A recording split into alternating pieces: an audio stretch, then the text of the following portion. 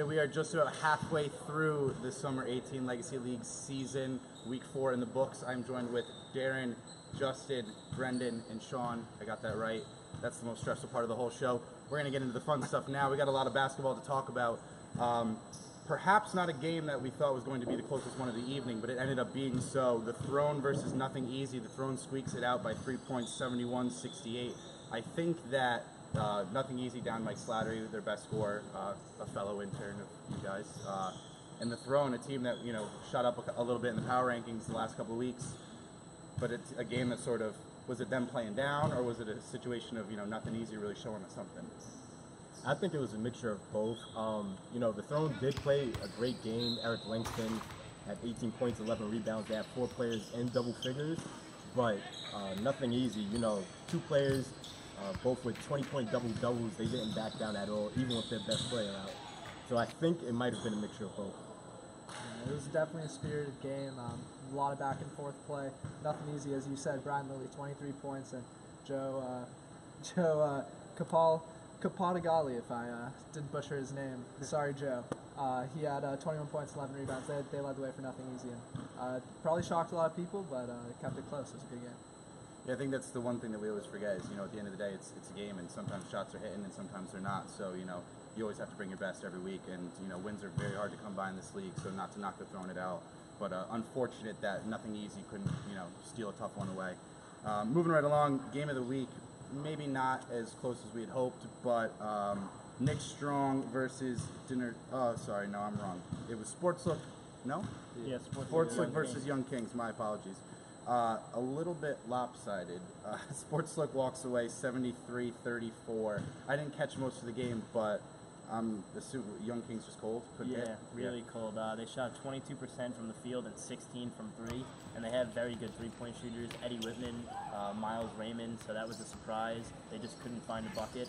And Sportsbook, on the other hand, they won 2 straight since they've had more than 4 players. So the depth is really coming in big for them.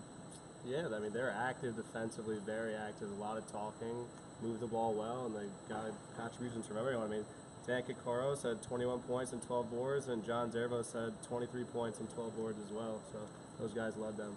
Yeah, I mean, and you guys are new, but Sportslook is a team that's been around since the beginning of the Legacy Leagues, and it's always some new names, but a couple of guys stick around. But the breed of Sportslook players stays the same. It's real hard-nosed basketball, real good athletes. So I think that when they have more than 4 guys there, we see that that's a capable team. Speaking of capable, hard-nosed, physical teams, Team Moose versus Blue Devils. Sort of an intriguing matchup because this is a Blue Devils team that's talented roster-wise, but haven't seemed to figure out a way to gel and sort of win games yet. And Moose is just a defensive powerhouse who's top of our power rankings every week. Rolling right along, a 20-point win tonight, 63-43 over the Blue Devils. I believe the Blue Devils scored 2 points in the first 10 minutes, just sort of slow for them tonight offensively. Yeah, Moose is just they talk a lot defensively, they move well, they defend well as a team. I don't even know, they probably didn't even hit a 3 tonight. All their points were inside, in the paint. That dominated the paint and the glass, so they look good out there. Yeah. I think that's probably a team that we're going to be seeing make a run. Melquan playing well with that team. A couple of new pieces. They got a kid there that's makes me look small. It's scary.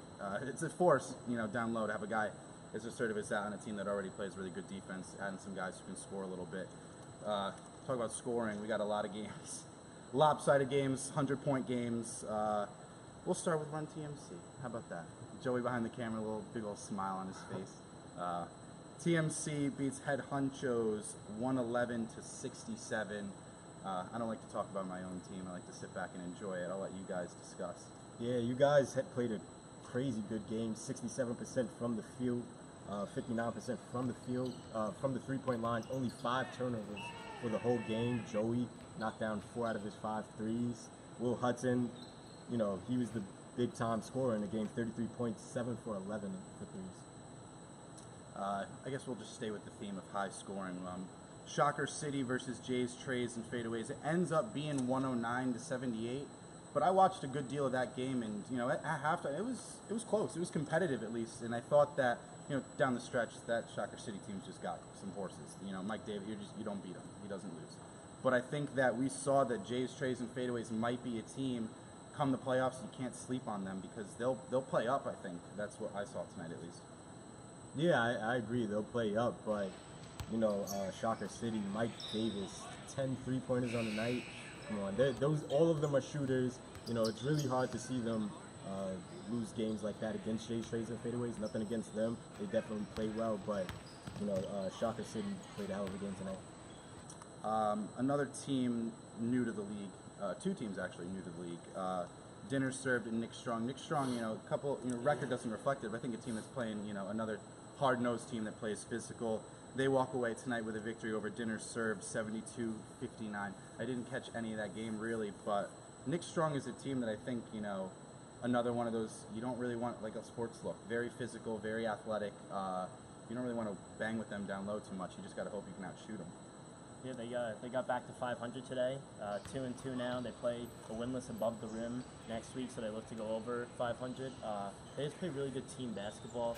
5 out of their 6 players had over 10 points. So they're spreading the ball, hitting threes, and getting a lot of rebounds. They added another player tonight too, which helps them a lot. They were able to move the ball.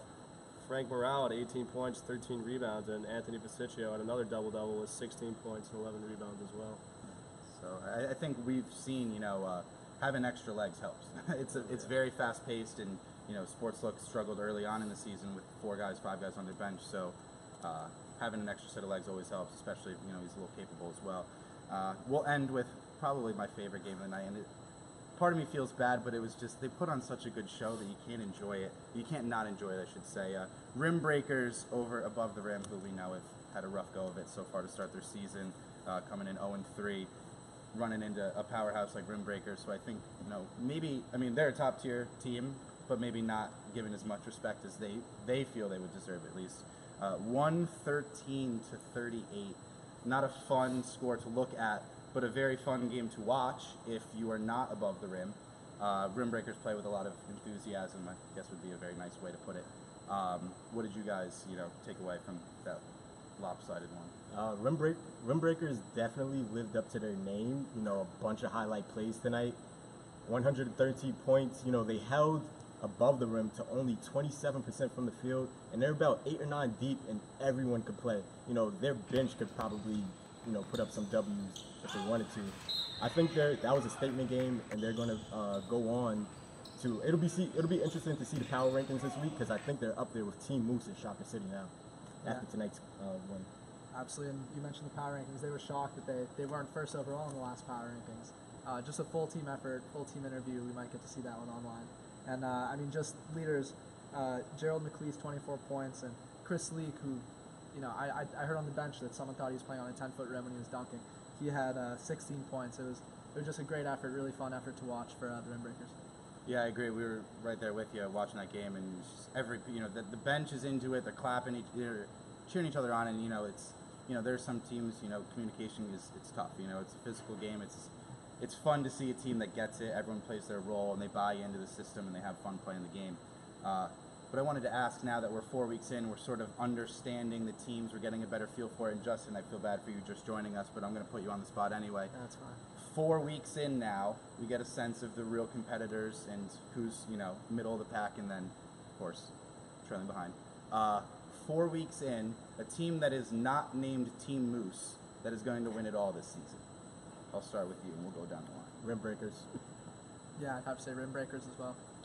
The Run TMC is a little sleeper. Attaboy. Sleeper.